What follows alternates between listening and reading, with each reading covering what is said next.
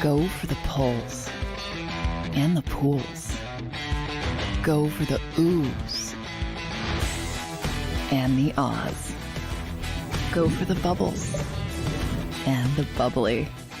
Go for the story and the stories. Go for the win. Go to Ocean Casino Resort. Book your trip at theoceanac.com.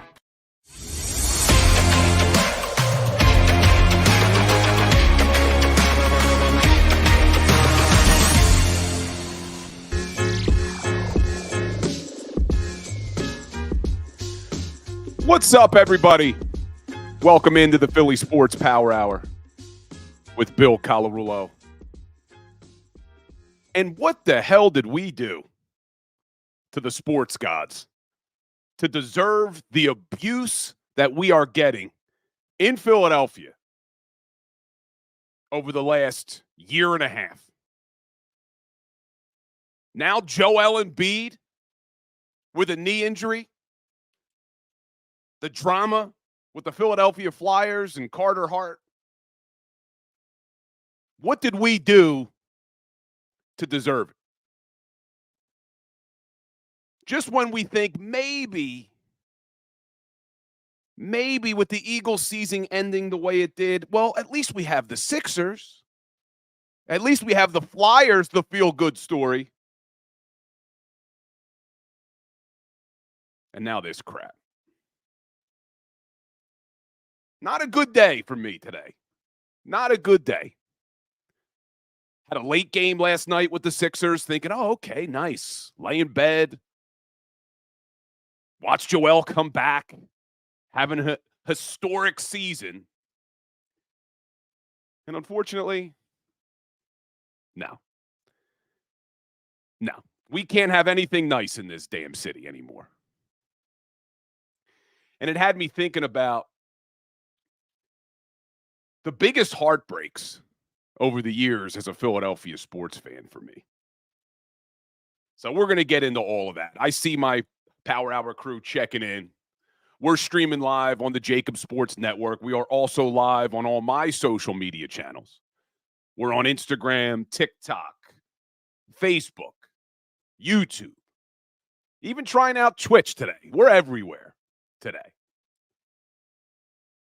But it's just not a great day as a Philadelphia sports fan. We're going to be joined like we are every Wednesday by Kayla Santiago. Looking forward to Kayla Santiago coming on. Does a great job covering the Eagles, but an even better job with the 76ers. So I want to talk to her about this damn Sixers team and what the hell we can expect. Just not happy, guys. Just not a happy day for me. And the reward we get with all of this and all this drama is we get to watch the San Francisco 49ers and the Kansas City Chiefs in the Super Bowl in a week and a half.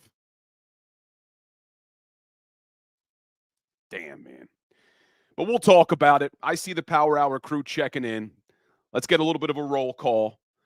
And I had on my list to talk about A.J. Brown, and I see people already asking in the chat. So we'll talk about that as well. But I see the Power Hour crew checking in. Teresa, good morning. Kyle, Mo, William Stark, Invincible, Flexin' and Steppin', Decoy Gaming, Thaddeus, Big D, Stan Bruce. Who else we got? Marcus Craig. See all you guys. North Philly, Kevin Savard. Appreciate all of you guys checking in. I see people on TikTok checking in. Who do we got? We got our Instagram crew checking in. What's up, Ra Stacks on Instagram? P. Will Music, my man. Good to see you. So it's good to see everybody on the Philly Sports Power Hour. But it is not a good day to be a Philadelphia sports fan with everything that's going on. Maybe Kayla will cheer us up. She'll be joining the show around 10:20. And I see Christina Bennett checking in and Tony Brand checking in on TikTok. But let's jump in. Before we talk more about Joel Embiid and the Sixers, when I ask the question, what have we done And I know the outside media, the fans from other cities will say, oh, Philadelphia deserves this. BS, man. This is the best damn sports city in the country, and you can't convince me otherwise. And when you look at the last year and a half that we have had in this city, what the hell did we do to deserve it? The 2022 Philadelphia Phillies lose the World Series to the Houston Astros of all teams. Then you have Super Bowl 57, up 10 going into the half. Patrick Mahomes limping off the field. We lose the Super Bowl on a ridiculous holding penalty on James Bradbury. Don't even get me started on the field. Not making excuses, but come on, man. Super Bowl 57 happens. We have the 76ers last year. Can't get out of the second round again. Now, I'm not a big soccer fan, but we have the Philadelphia Union who lose. Well, maybe things would have gotten better for us in 2023. We have our Fightin' Phils making another run, going back to Red October. They're up 2-0 in the NLCS against the Diamondbacks. The Diamondbacks. Get myself all worked up again, man. And then they blow that lead. Bats go cold. Castellanos, non-existent. Ridiculous, man. Ridiculous. So then maybe things will get better with our Philadelphia Eagles team. They come out to a 10-1 start. Oh, we're going back to the Super Bowl. We all know how that ended. The last 7 games of the season. Well, at least we have the Flyers. At least the Flyers are outperforming expectations. At least they're the feel-good story. They've now lost 5 in a row. Carter Hart has to turn himself in to London, Ontario police. And I'm not going to talk about that, guys. I know other media outlets are talking about it. We'll see how it plays out. It's got to play out in the court system. None of us know what happened. We'd all be guessing. So I'm not making opinions one way or another. Obviously not good for the Flyers, but not good for anyone involved in that situation. So I will not be talking about it. But the Flyers lose 5 in a row. Look like they're coming back down to earth. And now the Sixers. 4 losses in a row. Joel Embiid looked terrible last night before the injury. Not only did he look rusty, looked like he couldn't move. And then a Warrior falls on his damn knee at the end of that game. What did we do to deserve the heartbreak? You know, and when we talk about Philadelphia fans and other cities talk about Philadelphia fans, I say it all the time. The reason we are the way we are is because we've never had a dynasty in this city. You look at every other major city in professional sports, every single one of them. They've had dynasties. Look at Boston. Yeah, they suffered through all those years with the Red Sox and the curse of the Bambino. They had the Celtics and the Patriots. You look at Chicago. They suffered all those years with the Cubs. They had the damn Bulls and Michael Jordan. You could look at every other major city that had a team who had a long drought, and there was a dynasty right next to them in another sport to save the city. We've never had it. It's been heartbreak after heartbreak after heartbreak. We finally cracked through in 2008 with the Phillies and 2017 with the Eagles. But outside of that, if you're around my age, we've had nothing. So I started to think about all of the heartbreaks over my lifetime. as a Philadelphia sports fan. I'm not old enough to remember the 1976 Flyers, who were going for their third straight. They had won in 74 and 75. Really the closest thing to a dynasty we've ever had. They lose in 76. I'm not old enough to remember the heartbreak for the Flyers in 1987. But for me, my introduction as a Philadelphia sports fan was 1993. And I think all of you guys know what I'm talking about. Joe Carter and Mitch Williams. 1993. And then that heartbreak continued for me. 97. Stanley Cup Finals. They get swept by the Detroit Red Wings. 2000 Eastern Conference Finals. Who remembers that? Scott Stevens taking out Eric Lindros at the blue line in Game 7 after the Flyers were up 3-1. And if you're here in the chat, feel free to get it all out this morning of your favorite heartbreaks over the years. But for me, I look at it, 93, Joe Carter. 2000 Eastern Conference Finals, watching Lindros get lit up. 2002 NFC Championship. Last game at the Link was supposed to be poetic. Last game at the Link, they finally get that NFC Championship win and go to a Super Bowl. Rondé Barber. I don't know why I'm doing this to myself today, talking about all this, but for some reason, after I watched Joel Embiid go down last night, it just had me thinking of all of these heartbreaks over the years. So you have the 0-2 NFC Championship. Well, now we open up the Link in 2023. Last game at Veterans Stadium in 2002, you think, okay, they couldn't get through. Doesn't end with great stories.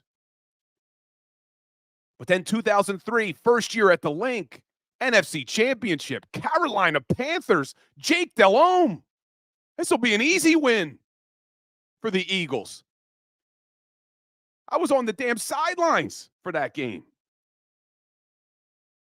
Embarrassing performance. Jake Delhomme completely outplayed Donovan McNabb. There were no answers.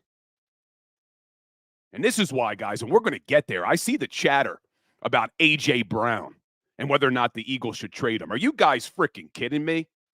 Do you remember that 2003 NFC Championship game? Do you remember how the wide receivers were completely dominated at the line of scrimmage? We want to go back to those days? The Todd Pinkstons and the James Thrash and the Hank Baskets and Nate Browns and Freddie Mitchells of the world? Come on. Trade A.J. Brown. Ridiculous, and we'll talk about it. But you continue to look at these damn heartbreaks. Then we had the 04 Super Bowl. Super Bowl 39. Finally crack through. We lose Super Bowl 39. Then you go to the 2010, you Flyers fans, Stanley Cup Finals, Game 6, Patrick Kane against Michael Leighton.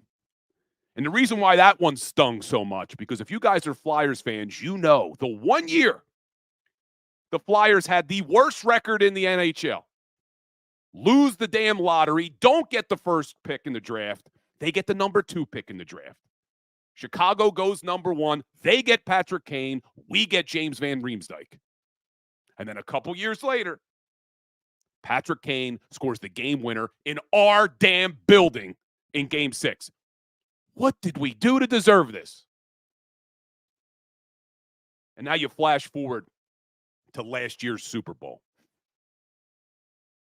I don't know if it's recency bias, but for me, last year's Super Bowl stung the most. And it's starting to sting even more as I sit here today and look back at how close they were, up 10. And now we sit here with a lot of question marks with this Eagles team, man. Oh, boy. Not a great day. I don't know why, but watching Joel Embiid limp off that court brought back all these memories and all these years of heartbreak in this town. But now people, and I've seen it on Twitter and I've heard it on the radio, I've even seen people on this channel, on JAKIB Sports, talking about trading A.J. Brown. What are you guys, nuts? Trading A.J. Brown? You guys insane?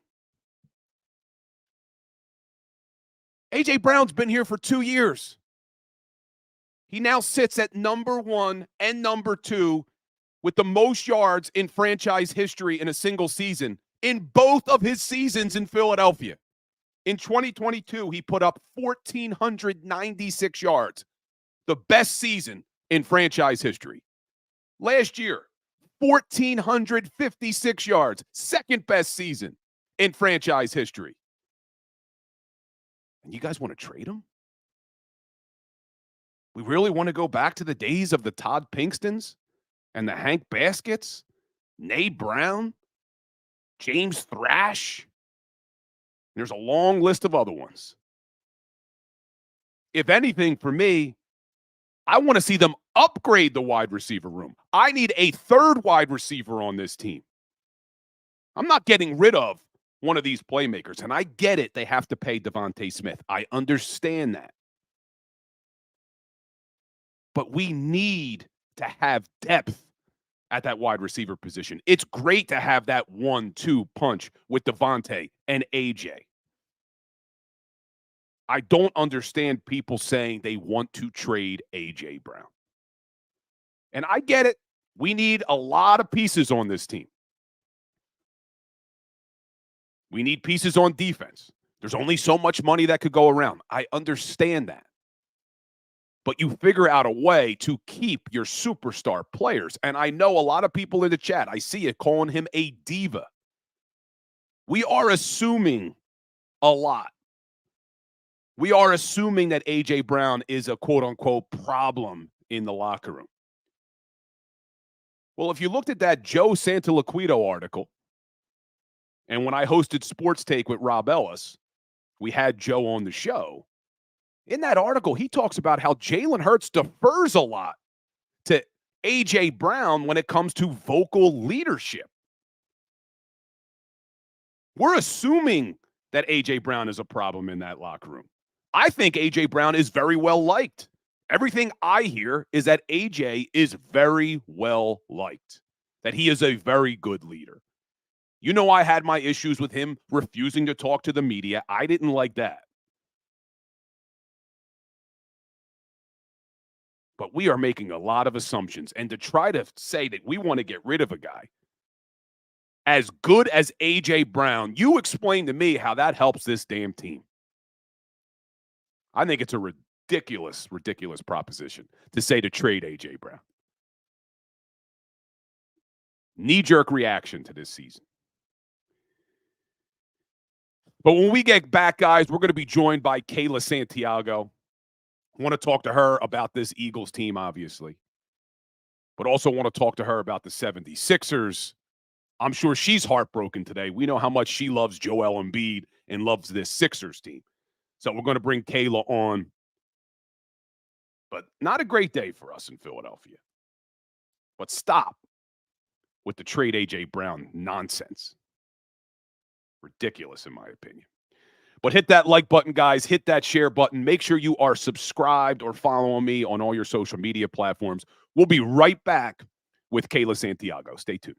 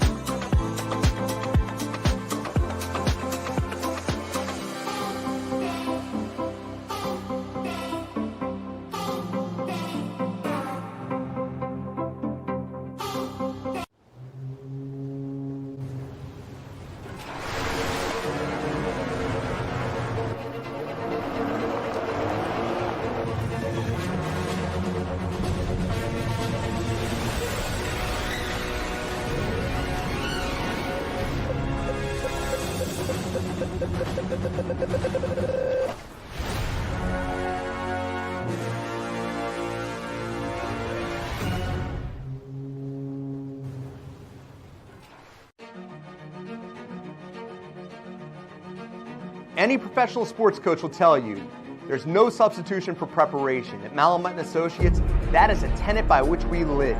We prepare from day one for victory. Anything less is not acceptable. Go passionately. Go fearlessly. Go confidently. Go Birds! Go confidently towards your goals with First Trust, Philly's hometown bank for nearly 90 years, and the official bank of the Philadelphia Eagles. We're focused on getting you over the goal line. So go with conviction, go with trust, Go Birds! and go forward with us by your side. First Trust Bank, the official bank of Philadelphia dreams. Oh, and go Birds. Underdog Fantasy has a way for you to play alongside your favorite football team all season long with their Fantasy Pick'em game. You pick between 2 to 5 players, select whether they'll go higher or lower on one of their stats, then do what you usually do on a Sunday, watch the games. You can win up to 20 times your money in a single game by going 5 for 5. It's a fantasy game, and the Sports Betting Show wants you to get involved. Go to UnderdogFantasy.com. When you sign up, use the promo code WIN, and Underdog will double your first deposit up to $100. That's UnderdogFantasy.com. Use the promo code WIN.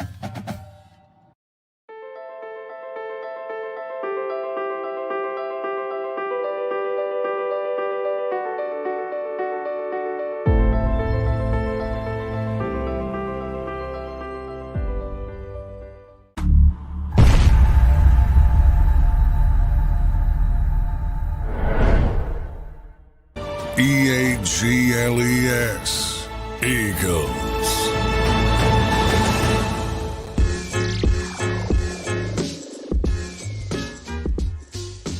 What's up, everybody, and welcome back into the Philly Sports Power Hour with Bill Colarulo. Spent the first segment just reliving some heartbreaks because for whatever reason, watching Joel Embiid limp off the court last night just had me back, reliving all these heartbreaks over the years as a Philly sports fan. But I want to bring on Kayla Santiago to join the show like she does every Wednesday. What's going on, Kayla? It's good to see you. Good to see you too. I have to agree with you on that one. I had to, stay up until 1:30 in the morning because they're on West Coast time to just watch the player that shouldn't have played in the beginning of the game get his knee sat on. So I can't say that I'm great at the moment. I've still been scrolling consistently. They said he had an MRI right now and seeing that if he's going to be okay, if he's not, doesn't look too shabby right now for the Philadelphia 76ers. I think he's at least going to be out for an extended period of time. Great news. Kayla, I was, before you joined the show, for whatever reason, as soon as I saw that happen last night, I'm laying in bed, same as you, probably watching the game, thinking, okay, we could relax. It's a late game. Joel's back. And as soon as I seen him limp off the court, saw him limp off the court, all these heartbreaks over the years start coming back. And I'm going all the way back to 1993. I'm reliving the Joe Carter home run against Mitch Williams. I'm reliving last year's Super Bowl. I'm reliving the 2000 Eastern Conference Finals. I'm reliving all of it. Rondé Barber, pick 6 down this field at the Veterans Stadium in the last game of the year. When do we find out about Joel? Because I was hopeful that even with the Eagles being out of this, that, hey, at least we have the Sixers to look forward to. At least we have the Flyers to look forward to. What are you hearing on Joel? When's the MRI? So apparently they reported that they were going to do an MRI right after the game, but I don't really know how that's going to work because at this point, I think that they would have reported something, at least if the results were negative to this standpoint. They're probably testing and looking for any type of tear right there in his knee. I'm no doctor, so, I don't really know how the whole process goes, but I do know that at that point, they're probably going to look to see if he has a tear or not. I really think that's going to just be like a bad hyperextension of the knee, and that's the best case scenario. He'll be out for at least maybe a few weeks, but it's better than any type of tear. At this point, it's just frustration settling in, and I think that you need to essentially place Joel Embiid on load management.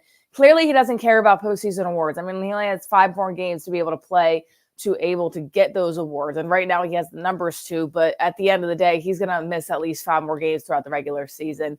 To me, those awards don't matter. I think right now you almost need to treat him as Kawhi when he was with the Raptors and how he is throughout his career right now. You want this guy healthy for the playoffs, and the only way to do it is to make sure that he's healthy. I think the only reason that they played him last night because the NBA was investigating what happened with the Denver Nuggets. So they're like, okay, well, now maybe we'll push and play him. Dumb move on their part. Yeah, because even before the knee injury towards the end of the game, he just didn't look right all night, and not necessarily just rusty. It looked like he was laboring on that knee all night. Is that what you saw too? Yeah, absolutely. And I knew that he wasn't fully healthy. I mean, you consistently see him on the injury reports with the left knee. And, oh, it's okay if Tyrese Maxey has a left ankle injury and a bad ankle sprain, but if Joel Embiid's hurt, he's ducking players and he's just scared to play in Denver. And then you go out and see him yesterday and you say, okay, well, this is exactly why he doesn't play, because he's actually injured. And I'm sure the competitor, Joel Embiid, is saying, no, I'm fine. I really want to play. But at the end of the day, the medical staff has that final decision. And to me, it kind of looks like written all over it that they just did not want to have to deal with the investigation of possibly not having him on the injury report against Denver and then pulling him 15 minutes before tip-off. I think, honestly, full circle, that's what it comes down to. And looking at it right now, I mean, he's just not healthy. You've got to sit him for a little bit of time. I don't care how long it is during the regular season because this guy needs to be healthy for the playoffs. He hasn't been in his entire career. No, he hasn't, and that's been a part of the issue why the Sixers can't get out of the second round. But, all right, let's assume we get positive news here. Let's assume Joel's not out for an extended period of time. He misses a few games, misses out on the MVP, which he probably doesn't care about. We certainly don't care about anymore, the MVP. We need a playoff run here. Now that we've seen this Sixers team, we've seen them without Joel, we've seen them without Tyrese Maxey. They've lost 4 straight. Now, you and I have talked before. I know you like the depth of this team. But as this team is currently constructed, again, assuming Joel is healthy, does Daryl Morey have to make a move to bring some more pieces in here to make a playoff run?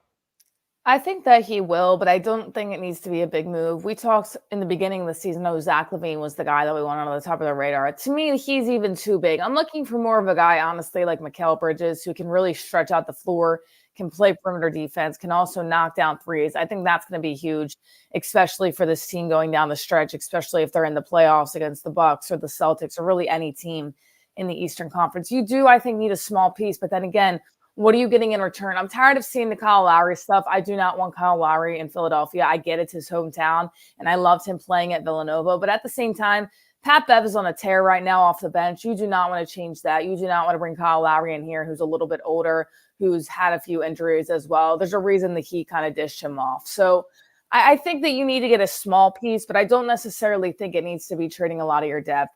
There's been a lot of people frustrated that if Daryl Morey doesn't, make a trade at the trade deadline, it's going to be a colossal failure. This is Joel Embiid's year to win it all. I don't necessarily agree with that because I think that you're going to bring in a piece that is just like your other bench pieces. You know what I'm saying? So you look at it right now and you say, okay, maybe you can bring in a better shooter. Maybe you can bring in a better defender. But at the end of the day, you're bringing in a bench piece. So if a team is asking for too much for another piece and you have to give up your depth, I would rather keep the team the Sixers have right now. Now, you mentioned Mikal Bridges. You don't think he's available, is he? I don't think that the Nets are willing to trade him. They just had Ben Simmons come back. He had a pretty good opening game for himself in 18 minutes. Ben Simmons kind of broke every Philadelphia Sixers fan heart, but I'm glad to see that he's back with the Nets and actually able to play. He could be possibly available. I just don't think that the Nets are looking to ship him off. They've really constructed a team that's young, that has a lot of talent. And now I think Ben Simmons is kind of their centerpiece, as crazy as it is to say. So they're not going to be looking to ship him off. I think Mikal Bridges is at least 2 players in a pick. And I'm not saying 2 key players. I'm saying 2 bench players in a pick just because of the value that he has and what he can add. You maybe look at a guy like Dante DiVincenzo, Josh Hart. And the one thing about the Sixers that frustrates me so much is that they passed up on so many good Villanova guys as well. I mean, you look at the Villanova guys in the league right now. Brunson's on absolute tear with the New York Knicks. But besides the point, there's other guys that you can get. I think Mikal Bridges' asking price is going to be a little bit too much just because the Nets, they're kind of in rebuild mode at this point, and I think they do like him as a big piece of their team. Yeah, it's crazy, too. I just pull up Ben Simmons' contract. He's making $38 million this year. Outrageous. Outrageous what these guys are making, especially Ben Simmons, who hasn't done a damn thing for Brooklyn. I'm not happy to see him back. I'm still not a fan of Ben Simmons. I know he won some people over when he had some nice comments to make about Philadelphia and all. To me, no. I have no love for Ben. Yeah, I was at that game when he passed up the wide open dunk. I spent, $1 on tickets to watch that elimination game. So, I've had my grievances and my comments towards him as well, because I had to see that in person. And I don't think my heart is still healed from that, but it's totally okay. Still ridiculous. I'm talking about Philly heartbreaks to start the day, because I got reminded of all of them. That's another one. And you look back at that draft. Or not that draft, I guess Ben Simmons was the surefire pick. But then you look at the other draft where we trade up to take Markelle Fultz, and the Celtics and Danny Ainge just sitting there laughing, knowing that Tatum was the pick. I'm not in a good mood today, Kayla. I am struggling today for sure. Well, let me ask you, let's stick with the Sixers for a second. We'll see who potentially becomes available. But you look at this Sixers team outside of Joel and Maxey. Are there any players that are completely untouchable for you that you don't want to see Daryl Morey include in a move for a better piece? I mean, I think there's definitely pieces that I don't want to see move, just because I think as the team's constructed, they fit in really well with the Sixers. But I don't think anybody else is untouchable now. I mean, you look at it, and I like Tobias, and he had a decent game last night, but he's just so inconsistent, and it happens each and every game. Tobias, he plays hard, and I truly think that he likes playing in Philadelphia, and I can appreciate that as an outsider looking in. What I can't appreciate is that some games he can have 15 to 20 points, and other games he can have 2 points on 4 shot attempts. So the inconsistency there is something that you say, okay, I think if Tobias wants to go and he needs to go, and Daryl Morey sees a piece that would be a good fit for the Philadelphia 76ers, I think you can ship him off as well. So nobody to me is untouchable besides those two. So we'll see what happens. Well, let's jump over to our Philadelphia Eagles, because I see some people in the chat saying, let's get positive. And I think he's being sarcastic saying talk about the Eagles. But I felt pretty good. I feel really good today compared to how I felt when the season ended, because I think the Philadelphia Eagles made 2 really good hires at coordinator. I really like the idea of bringing in Vic Fangio. You're going to run the Fangio scheme anyway. Why not bring in the guy who literally created the scheme? He's a veteran. He's going to get respect instantly walking through the door. And then you look at the recent move of Kellen Moore as your offensive coordinator, and there's a lot to like about that. Play caller in this league for 5 years. Play caller for a top offense in the league when he was in Dallas. How does Kayla Santiago feel today looking at these 2 coordinator hires? Yeah, I'm interested to see with the OC how they kind of run the ball. I mean, statistically kind of looking at him and, looking at all the offensive coordinators that were available, when you look at him a little bit, he definitely opts to pass more than run. But I don't think it's going to be a situation with Brian Johnson where there's an empty backfield and you're setting Jalen Hurts to kind of drop back and pass. I think you might see a little bit more of RPO, a little bit more of that run pass game. And hopefully you do, because I think Jalen Hurts, he's shown that he can pass, but he's not necessarily step back and air the ball out there. He has so many other things that he can do. He can run the ball. He can fake the handoff. And that's something that we just didn't see. And it clearly was the play calling a season ago. Now, on the other side, I absolutely love the hiring of Vic Fangio. And it's crazy because right after we had this podcast last week, they said that, now the Eagles are looking into him, that he's an option. And I was like, okay, absolutely, you got to go get him. I was like, I wish this could have been a few hours later, because that would have said my option right there. But I absolutely love the hiring. I think he's the perfect fit to come in here. You look at the defense right now and how it's constructed. You have a very young secondary, linebackers. Who knows what they're going to do this year once again. That defensive line, it's talented, but last year you saw them have a really good first half of the season, and all of a sudden they kind of went down in the dumps with the rest of the team on the defensive side of the ball. So I think he's just going to really revamp this defense. And I said before, if Nick Sirianni can get good coordinators, I don't mind keeping him. And at this point, I think that's what they're going to do, and I'm okay with that. Yeah, I really think, as frustrated as we all were with how the season ended, I really think this was probably the best course of action. I was okay with Sirianni staying. I liked the idea of Sirianni staying. I thought once my emotions calmed down and you look back at the history of things, he deserved to come back for another year. But I wanted to see them bring in good coordinators. Now, I wanted veterans at both coordinators. I wanted a more veteran coordinator on offense only because my fear is we have success this season. The offense bounces back. Jalen Hurts gets back to that MVP caliber. You're not going to see Kellen Moore in Philadelphia in 2025 because he's going to get a head coaching job. To me, that's really the only negative when you look at Kellen Moore. I think there's some misconception out there that he doesn't like to run the football.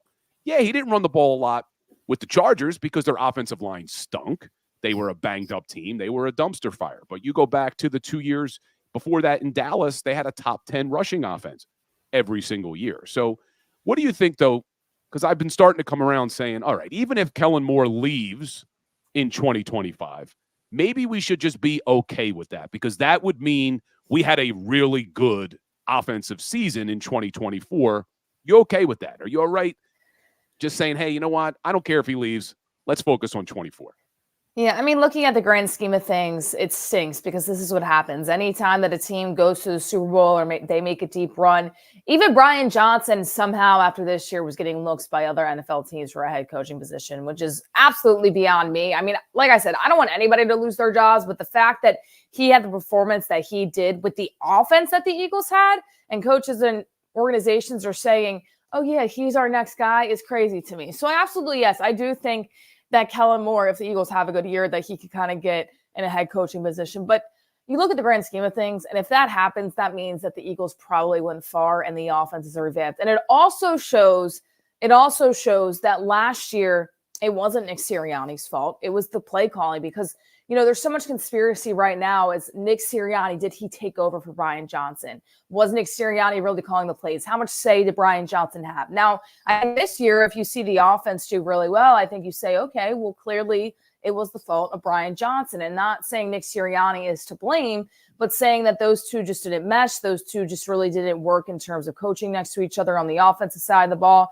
I think it would be a better sign than not. And yeah, it would stink to lose him if the Eagles do go far. But at the end of the day, you need to show that Jalen Hurts is still the quarterback that you want him to be.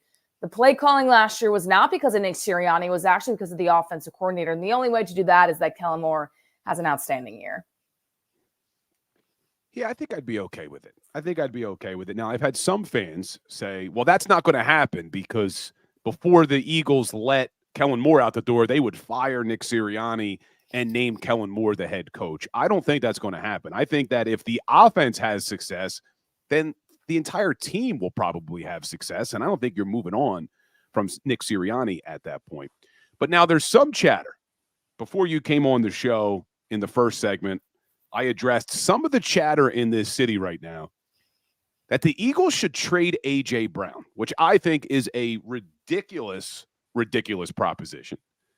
But what are your thoughts on that? Would you considering trading A.J. Brown in light of, and let me give you the full details, because one of the arguments is he makes a lot of money. So he's in the third year of his deal. He has a cap hit of $12.4 million in 2024. That's up from 8.5 this season. So knowing that he's a $12.4 million cap hit, would you move him if that meant getting some other pieces in here? I love Devontae Smith, and I do think that he's wide receiver 1A to A.J. Brown, right? But how long has it been since the Eagles consistently had good wide receivers? You look at the 2017 Super Bowl year. Technically, they played it in 2018, of course, but the 2017 season, Alshon Jeffrey and Nelson Aguilar were kind of that 1-2 punch. Those are the two names that I bring you right now. So technically, it's been a really long time since the Philadelphia Eagles have had really, really good receivers. And I know Alshon and Aguilar, they had fantastic years. And, you know, Aguilar was doing well with the Ravens this past season as well. But you look at those names, and the next year, Alshon Jeffrey's a year older. He can't really play. Nelson Aguilar, I don't want to say he was a one-year wonder with the Philadelphia Eagles, but he kind of was from that standpoint. Yeah, he kind of was. That's a good point. Yeah, the following season, it just didn't happen. A.J. Brown is not that, and neither is Devontae Smith. So to me, if you want a Super Bowl team, the offense does matter, and those guys do matter. And I get you have Dallas Goedert and you have Devontae Smith. But who do you have behind them? Who do you have behind them that you can trust? Because Quez Watkins, he's not the guy. Those other receivers, they're not the guy. And you can try to go get somebody else.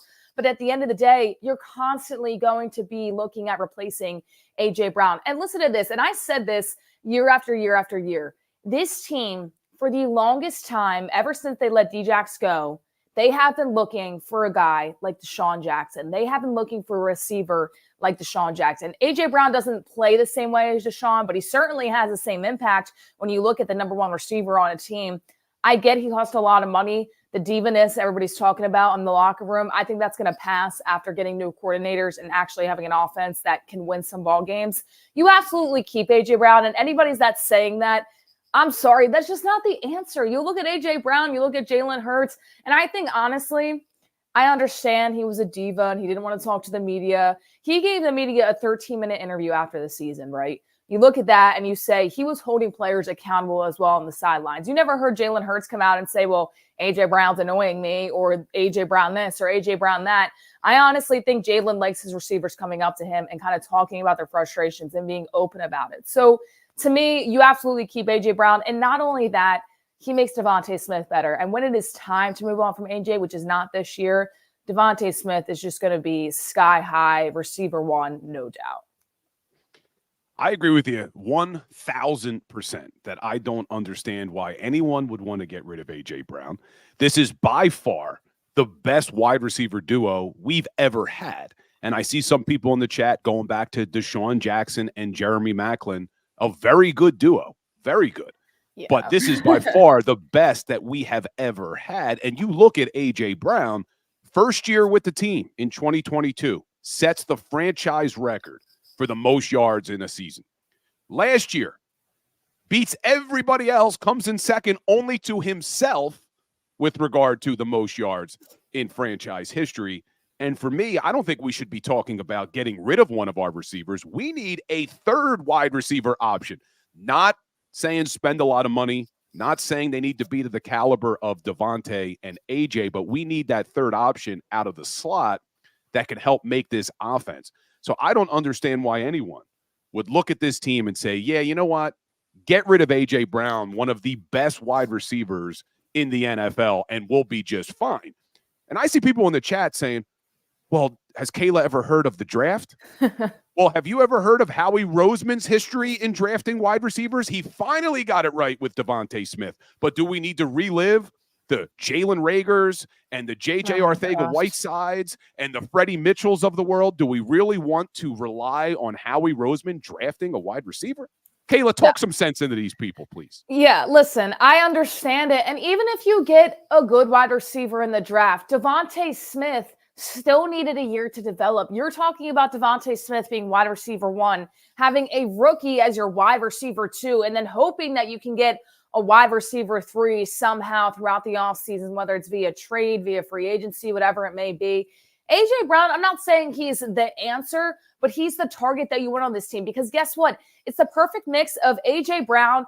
I almost say this, I feel like he's almost that flex position, which he's really not, but he's in between a wide receiver and a tight end just based on his build. He's able to really push guys for the extra yardage. He's able to be out physicality anybody on any other team. Devontae Smith is the guy that you're going to throw the long ball to because he's quick, he's fast. You kind of think of Djax in the mold of Devontae Smith. Devontae Smith, though, to me, at this point right now, he can stay a little bit healthier, and he's really a good weapon for Jalen Hurts. You're not going to find that duo anywhere else, and you're definitely not going to find that duo in the draft. You're talking about an offense minus Jason Kelce if he doesn't come back that really is bringing back a lot of their good pieces, and that starts with Jalen Hurts. And guys, listen, I understand, but look back to Carson Wentz. I'm not saying Carson Wentz was a fantastic quarterback whatsoever, but how frustrated was everybody when Carson would throw a perfect ball and receivers would just drop it? They would just drop it, and it was so frustrating. And then they go to the draft and they get Jalen, and everybody's like, well, why didn't you get help for Carson? Well, now we know why. But at the same time, you can't risk that this season. You just completely revamped your coordinators.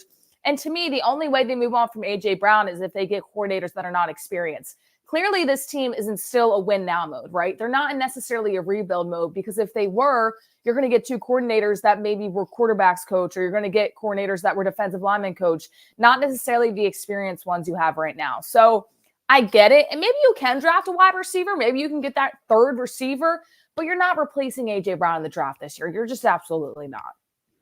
Yeah, and I see Joe Eagle saying, Bill, you purposely left out free agency. Well, if the goal is to trade A.J. Brown to save money, why do you think you're going to be able to sign a free agent wide receiver that's even close to A.J. Brown's skill set now 2 years removed from the contract you gave A.J. and think you're going to save a lot of money? If you got to pay a free agent wide receiver that's close to A.J. Brown's skill set, you're probably going to pay him more than you're paying A.J. Brown, because that's just the reality of the NFL, man. The price of players goes up every single season. So if your goal is to save money by trading A.J., you're not then signing a wide receiver in free agency. So I just don't get that rationale. But all right, let's jump over to the defense real quick, because there are a lot of needs on the defensive side of the football. I'm hopeful with Vic Fangio coming in here that he's able to get in Howie Roseman's ear and say, hey, we need better players. You can't ignore the linebacker position anymore. You can't ignore the safety position anymore. If you had one wish for the defense, what do you want to see them add to that defense? It's so tough because there's so many things that they need to add. You know, I want a good secondary piece. I want a good safety. And I've had so many conversations with people saying, well, the safety position doesn't really matter. Look at when the Eagles had Malcolm Jenkins and had some scrubs at cornerbacks. Malcolm was the centerpiece and able to really put that together. C.J. Gardner-Johnson, not having him in the Eagles uniform this year, and everybody said, well, you know what? James Bradbury and Darius Slay will be good enough. Come on now. We saw what happened. James Bradbury literally couldn't tackle in a big game all throughout the season this year. So I don't want to ignore the linebacker position, though, because I feel like consistently the Eagles do ignore that. But I feel like I have to go secondary. I mean, those guys are just so young. And you look at it right now, Darius Slay doesn't look like he has too much left in him. The guy can't stay healthy. James Bradbury clearly doesn't know how to tackle. I hope that Vic Fangio can get in his ear and say, you're going to be benched the entire season if you don't know how to tackle, or at least put some effort out there. You know, I do like Sidney Brown, but he just tore his ACL as well. So who knows the recovery process on that. I think he's a good young talent. I think you might see, and I know this sounds crazy, I think you might see the linebacker class isn't the best in this draft coming up, but I definitely think there is a little bit of talent there. Maybe you draft a linebacker and bring in an experienced guy in your secondary. Now, we're talking about Howie Roseman, so I really doubt that that's going to happen. But it's between linebacker and secondary for me. If I had to choose, and I hate, once again, ignoring that linebacker position, but the secondary, it just got cooked this year. And you just had guys out there that really didn't want to play. And you consistently bring back players that are injured every single year. I hate to say it because the linebacker position, it needs so much help, but so does the secondary. So it's kind of a toss-up there. Yeah, I'm actually less concerned about the secondary than I am with the linebacker position, because you look at the secondary.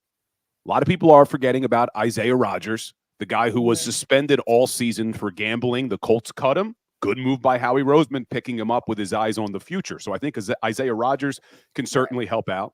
You're going to have Zach McPherson coming back from injury. You're going to have another year of development for Keely Ringo and Eli Ricks. Safety, yes, that is a question mark. They do need to bring in a better safety, especially if Sidney Brown's not going to be ready. But for me, we need the linebacker. And even if they draft a linebacker, which I want them to do, I want them to draft a linebacker, I don't want to go into this season without a surefire linebacker that's going to make a difference. I don't want to hear, hey, we're going to give it to Nakobe Dean and any rookie they draft, because even if that rookie was great in college, there's no guarantee the game's going to translate to the NFL. I think they have to go out in free agency and bring in a linebacker that is a proven playmaker in this league. Now, whether or not he does that, Kayla, that's not really Howie's MO, but hopefully Vic Fangio gets in his ear. Well, let me ask you, because the theme for me today, for whatever reason, was heartbreak in Philadelphia. And I was reliving all these heartbreaks that I've had over the years. The 2022 Philadelphia Eagles, Super Bowl 57, is quickly becoming my biggest heartbreak. I don't know if it's recency bias or not. It's just because we were so close, and that one stung. For you, you're a little younger than me.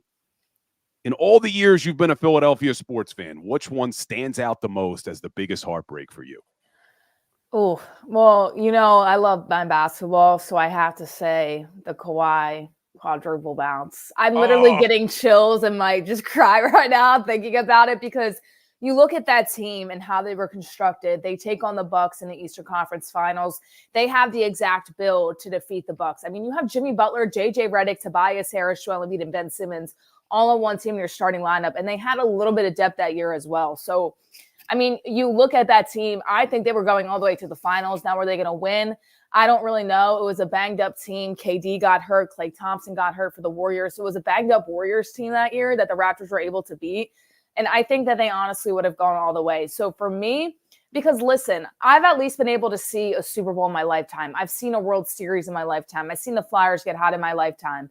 I have never, ever, ever, ever seen the Sixers get past the second round in my lifetime. And I know everybody's going to say, oh, well, Allen Iverson, guys, I was one. I was actually barely one because it was in June and it was before my first birthday. So I love looking back on it and saying, oh, well, yes, I love AI and I love the culture he brought, but I physically wasn't able to sit down and remember that push. I wasn't able to sit down and see the AI MVP season. So to me, the Sixers are the team that in my lifetime have not won really anything and have not gotten past the second round. I mean, I was hyped when Andre Iguodala beat the Bulls when Derrick Rose got banged up, and I was freaking out in sixth grade remembering that. And then you take them to the Kawhi quadruple bounce, and, everybody's saying, well, it's revenge for the double joint that the Eagles were able to move on. It was that whole conspiracy theory as well that season. So there's a lot of heartbreak. I would also say Ryan Howard in that series against the Cardinals, because they were just so good that season. And I was a huge, huge baseball girl when I was younger. I mean, growing up, the Phillies were the best team. So you look at that and it says, oh, okay, Ryan Howard definitely was one of my favorite players, but I have to go the Kawhi quadruple bounce. I mean, just thinking about it, and every time I see people post on Twitter, best plays ever, and I see that, I just turn my phone over because it still makes me frustrated to this day. So that Allen Iverson 2001 team, I went to every single game, that playoff run, and it was tremendous. I was senior year of high school, so I'm a little older than you. Senior year of high school, me and my best friend went to every single game. And to me, it wasn't that much of a heartbreak. As much as it was frustrating that they didn't win the NBA championship, that LA Lakers team that they went up against was one of the most dominant teams I've ever seen, when you have Kobe and Shaq and all the other pieces that they had. So, yeah, I've never seen a NBA championship either for the Philadelphia 76ers, because I was born about a week after they won the title in 1983. So I've never seen a Sixers and I've never seen a Flyers. Thank God we got Super Bowl 57 or 52, not 57. That one hurt, but well, we will see. Well, guys, this is the Philly Sports Power Hour, and she is Kayla Santiago. She joins us every single Wednesday, does a phenomenal job breaking down the Sixers and the Eagles. And for the first time, we're always live, but for the first time, we're also live on TikTok together, which is pretty cool. So make sure you're following me on TikTok, and make sure you're following Kayla Santiago, because she does some fun videos on there as well. Kayla, always a pleasure. Yeah, absolutely. Look forward to next week. Hopefully some better news. Hopefully we get some movement for the Eagles in the NFL. Looking forward to, watching the Super Bowl with the 49ers and the Chiefs. Not too happy about that, but that's besides the point. And, hopefully good news for Joel Embiid and the Philadelphia 76ers. Like I said, I wouldn't be upset, actually, if he's out for 3 weeks. I think that he needs to rest, and I think that the medical staff and the team needs to stop forcing him to play, because that just doesn't do him any justice for the postseason. We'll see what happens. And you and I will talk next Wednesday, and I'll get your predictions for Super Bowl 58. So have a good week, Kayla. Thank you. You as well. Kayla Santiago joining the Power Hour like she does every Wednesday. Does a really good job. So make sure you check her out. Check her out on all her social media platforms as well. Does a great job. I think I told you guys last time she was on. She does some play-by-play for the Blue Coats, the Sixers affiliated team. So she does a great job doing the basketball play-by-play. So she's going places. So be sure you could say, I remember when I knew Kayla Santiago, because she is certainly going places. But guys, I appreciate all of you. Like I said, we are now simulcast not only on the JAKIB Sports Network, but across all my social media platforms as well. So make sure you're following both JAKIB Sports and Bill Colarulo. We'll be back here tomorrow live at 10 o'clock, hopefully being joined like we are every Thursday by my man, Mark Farzetta. Farzy's always a fun guest, although him and I haven't been seeing eye to eye as of late. Curious what he thinks about trading A.J. Brown, which you guys know I think is absolutely ridiculous. Would not do that. But like we end every Philly Sports Power Hour with a little today in sports history. Well, January 31st, 1914, Jersey Joe Welcott was born. Professional boxer, born in Merchantville, New Jersey, right over the bridge from Philadelphia. And we all know Jersey Joe was a boxer from 1930 to 1953, held multiple heavyweight titles, broke the record for the oldest man to win the title at age 37. That was eventually broke by George Foreman when he knocked out Michael Moore at 45 years old.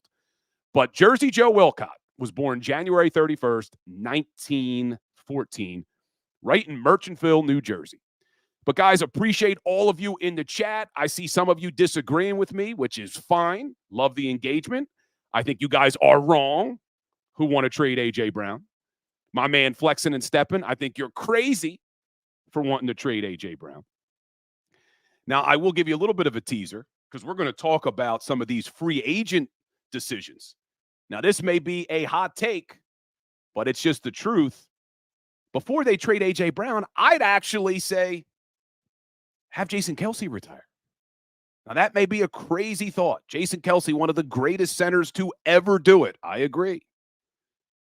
But what you would have to pay Jason Kelce to come back next year, I'd rather see them keep paying A.J. Brown, move Cam Jurgens over to center. Let's figure out the right guard position, maybe with Tyler Steen, and put that money into the defense than have Kelce come back for another year. I know, maybe crazy, but I'd rather see A.J. Brown on this offense than Kelce, and I think Kelce's retiring, so this could be a moot point anyway. But appreciate everybody. Hit that like button. Make sure you're following me right here on TikTok. Make sure you're following me on YouTube. We're also live on Instagram and Twitter. Make sure you're following me those places as well. And we'll be back here tomorrow, 10 o'clock for the Philly Sports Power Hour with guest Mark Farzetta. Have a great day, everybody. And as always, go Birds. Go for the polls and the pools. Go for the oohs and the ahs. Go for the bubbles and the bubbly. Go for the story and the stories. Go for the win. Go to Ocean Casino Resort. Book your trip at theoceanac.com.